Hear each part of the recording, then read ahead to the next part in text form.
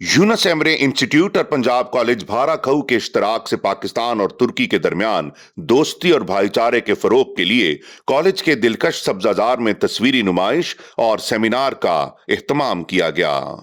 तकरीब के आगाज में दोनों मुल्कों के कौमी तराने पेश किए गए।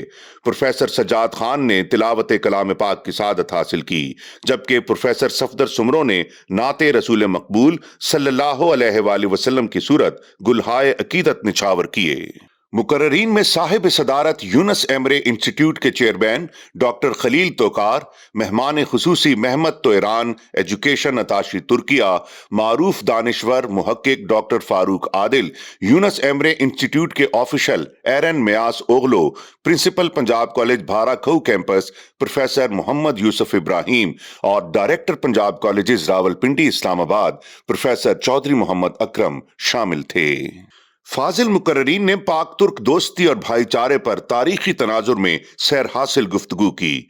दोनों मुल्कों के दरमियान लाजवाल मुहब्बत को परवान चढ़ाने और अमली नमूना पेश करने के लिए पाकिस्तानी तलबा और तालिबात की तस्वीरी तकनीकात की नुमाइश का भी खुसूसी तौर पर एहतमाम किया गया, जिसमें पंजाब कॉलेज भारा खऊ के तालिब इल्मों की काविशें भी शामिल थीं।